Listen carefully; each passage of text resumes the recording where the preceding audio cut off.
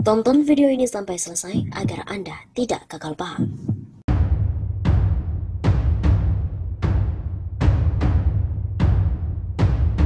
Sobat Transpras Sapa, kembali lagi bersama dengan kami untuk mengulas fakta-fakta perpolitikan dan juga informasi terkini di tanah air. Bertambah total 5 purnawirawan Jenderal TNI yang menggugat Undang-Undang IKN ke MK. Jenderal Purnawirawan yang bergabung dan juga terkonfirmasi ikut menggugat Undang-Undang Ibu Kota Negara (IKN) ke Mahkamah Konstitusi semakin bertambah. Mereka melakukan uji formil terhadap Undang-Undang Nomor 3 Tahun 2022 itu karena dinilai cacat dan terburu-buru dalam pembuatannya. Update terakhir yang masuk sudah 5 jenderal dan 1 kolonel. Kata kuasa hukum penggugat Victor Santoso kepada wartawan pada hari Minggu yang lalu pada tanggal 27 Maret. Kelima jenderal purnawirawan itu adalah Jenderal Purnawirawan Tiasno Sudarto, Lejen TNI Purnawirawan Soeharto, Lejen TNI Purnawirawan Yayat Sudrajat, Mejen TNI Purnawirawan Priyanto, dan Mejen TNI Purnawirawan Sunarko MD. Nama-nama tersebut sudah dimasukkan dalam perbaikan permohonan di MK. Total ada 24 orang pemohon, sebelumnya ada 12 nama. Begitu ujar Victor. Untuk diketahui, Tiasno adalah KSAD pada tahun 1999 dan 2000. Sebelumnya, ia adalah Kepala Bais TNI dan Pangdam Diponegoro. Sedangkan Mejen Sunarko lahir pada 1 Desember 1953 dan pernah menduduki jabatan Danjen Kopassus. Sementara itu, Lejen Purnawirawan Soeharto lahir pada 2 Desember 1947 dan merupakan Komandan Korps Marinir ke-12. Lejen Soeharto merupakan lulusan Akademi Angkatan Laut (AAL) tahun 69, kemudian melanjutkan Sesko pada tahun 1992. Lalu siapakah Lejen Purnawirawan Yayat Sudrajat? Jabatan terakhir di militer merupakan Kepala Bais TNI 2015-2016 dan setelahnya menjadi Sesmenko Polhukam 2016-2017. Yayat tercatat juga pernah menjadi Direktur Kontraterorisme Deputi Bidang Kontra Intelijen BIN. Saat ini ia berkiprah di dunia politik dengan duduk di pucuk pimpinan Partai Berkarya. Selain itu, Victor juga menyoroti rencana Ketua MK Anwar Usman yang akan menikahi adik Jokowi Idayati dalam waktu dekat. Terhadap rencana itu tentunya secara pribadi saya mendoakan agar semua berjalan lancar sampai ke pelaminan dan dapat membangun keluarga yang samawa, kata Victor. Namun terhadap kedudukannya sebagai Ketua MK yang juga sebagai Ketua Majelis pada sidang pleno di Mahkamah Konstitusi, saya berharap beliau dapat mengundurkan diri dari posisi sebagai Ketua MK ataupun sebagai Hakim MK demi menjaga marwah Mahkamah Konstitusi di mata publik atau masyarakat Indonesia, sambung Victor. Menurut Victor lagi, karena mau bagaimanapun juga Presiden merupakan pihak yang berperkara di MK, baik dalam perkara pengujian undang-undang maupun dalam perkara impeachment. Apabila terjalin hubungan keluarga yang cukup dekat antara Ketua MK dengan Presiden RI sebagai calon adik ipar, sebagai pihak yang berperkara, tentunya tidak dapat dihindari munculnya kecurigaan publik terutama bagi pihak yang berperkara terhadap putusan-putusan yang dihasilkan oleh Mahkamah Konstitusi, tutur Victor. Hal ini, kata Victor, tentunya akan menurunkan kepercayaan publik terhadap lembaga penjaga konstitusi dan pelindung hak konstitusional warga negara atau HAM.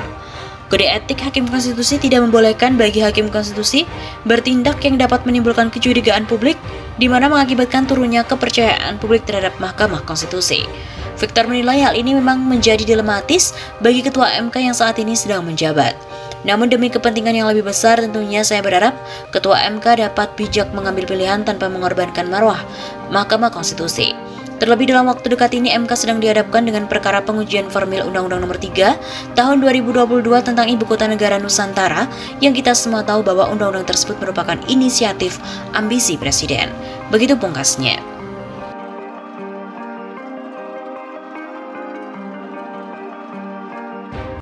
Purnawirawan Jenderal TNI dan kawan-kawan beberkan 5 alasan gugat Undang-Undang IKN ke MK. Sejumlah purnawirawan Jenderal TNI, politikus hingga aktivis menggugat Undang-Undang IKN ke Mahkamah Konstitusi. Mereka menilai proses penyusunan dan juga pembentukan Undang-Undang IKN tidak berkesinambungan.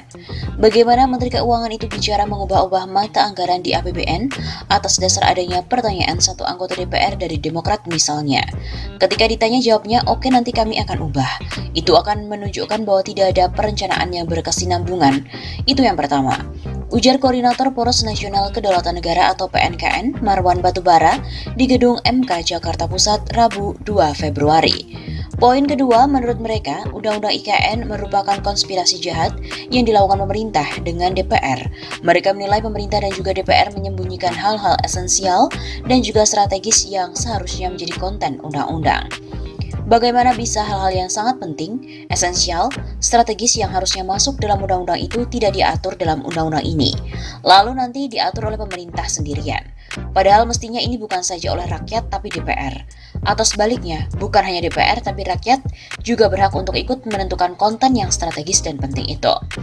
Nah, ini kita menganggap pemerintah dan DPR telah melakukan kejahatan yang sangat nyata, menyembunyikan hal esensial, penting, strategis untuk diatur dalam PP dan juga Perpres, tidak diatur dalam undang-undang. Apa gunanya kita punya DPR kalau hal itu dilakukan? Begitu sambungnya.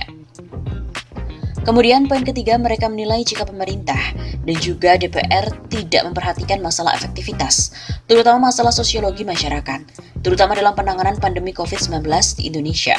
Mereka menilai kepentingan publik diabaikan dalam Undang-Undang IKN itu.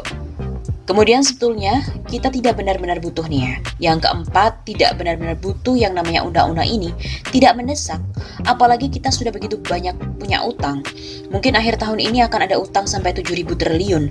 Bayar bunga utang APBN tahun ini lebih dari 4.000 triliun. Marwan juga mengatakan poin terakhir adalah dia menilai dalam pembuatan Undang-Undang IKN, dalam pembahasannya, masyarakat tidak terlalu banyak dilibatkan. Apalagi pembuatan Undang-Undang IKN ini hanya memakan waktu 42 hari. Tahapan ini tergolong sangat cepat untuk pembahasan sebuah RUU yang berkaitan dengan IKN yang sangat strategis dan berdampak luas. Lalu nanti detailnya juga diatur dalam PP maupun Perpres, tidak diatur oleh DPR dalam proses pembentukan Undang-Undang Dasar. Jadi sangat banyak masalah sebetulnya. Sebagaimana diketahui, rancangan undang-undang tentang IKN resmi disahkan menjadi undang-undang pada Januari 2022. Pengesahan ini dilakukan dalam rentang waktu beberapa bulan saja. Tercatat dari 29 September 2021, saat penyerahan surat Presiden ke DPR hingga disahkan menjadi undang-undang pada 18 Januari 2022. Proses pengesahan undang-undang tak sampai 4 bulan, dan fraksi PKS bahkan menilai perumusan RUU ini terburu-buru. Tenaga ahli utama kantor staf Presiden, Wandi Tutorong, menepis anggapan fraksi PKS itu. Menurutnya perumusan Undang-Undang IKN sudah melalui proses diskusi yang matang dan komprehensif. Ini yang harus diketahui oleh publik bahwa komunikasi dengan pemerintah, khususnya Bappenas dalam persiapan draft RUU, Perpres, bahkan rancangan master plan sudah berlangsung lama, sejak periode lalu. Begitu terang Wandi Tutorong, atau yang akrab disapa Binyo dalam keterangan tertulisnya. PKS juga membongkar alasannya menolak Undang-Undang IKN. Undang-undang tersebut dibahas ugal-ugalan, serampangan, dan asal-asalan. Presiden PKS Ahmad Syaihu menjelaskan mengapa partainya menolak keras RUU IKN di parlemen. Salah satu alasannya karena pembahasan RUU IKN ini dianggap ugal-ugalan hingga serampangan. Fraksi PKS menjadi satu-satunya fraksi di DPR yang menolak pengesahan RUU IKN. Menurut Syaihu, alasan penolakan tersebut ada dua hal. RUU IKN bermasalah baik secara formil atau prosedural maupun material atau substansial. PKS memandang bahwa RUU IKN ini dibahas secara tidak memadai, ugal-ugalan, serampangan, dan asal-asalan. Begitu kata Syaihu. Syaihu juga mengatakan kebijakan pemindahan IKN tidak boleh dilakukan secara tergesa-gesa seperti itu. Sebagai pemimpin bangsa, katanya, pemerintah seharusnya bertanya kepada rakyat, terlebih dahulu kepada rakyat yang dipimpinnya.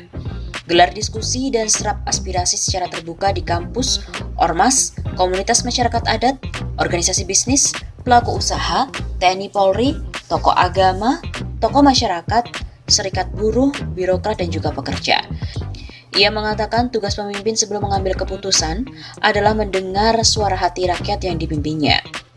Menurutnya, sikap yang tidak bijak jika pemimpin memaksakan kehendak dan kelompoknya tanpa mempertimbangkan suara hati rakyat. Memindahkan ibu kota bukan sekedar memindahkan bangunan saja. Ini bukan sekedar proyek properti, tapi ini adalah mega proyek sebuah bangsa. Memindahkan ibu kota harus dihitung seluruh variabel yang menyertainya. Lebih lanjut, Syaihu juga mempertanyakan apakah rencana pemindahan IKN ada dampak ekonomi dan anggaran negara yang ditimbulkan. Apakah APBN kita sanggup menopangnya? Di tengah himpitan hutang negara yang luar biasa besar. Di sana juga ada dampak sosial masyarakat, ada dampak terhadap kehidupan rumah tangga, ada dampak ekologis dan ekosistem satwa dan fauna, ada dampak terhadap nasib masyarakat adat setempat, Ada dampak sosiohistorisnya, ada dampak pertahanan keamanan dan geopolitik, bahkan variabel yang harus dipertimbangkannya. Terlebih kita saat ini sedang memasuki gelombang ketiga COVID-19. Begitu tandasnya.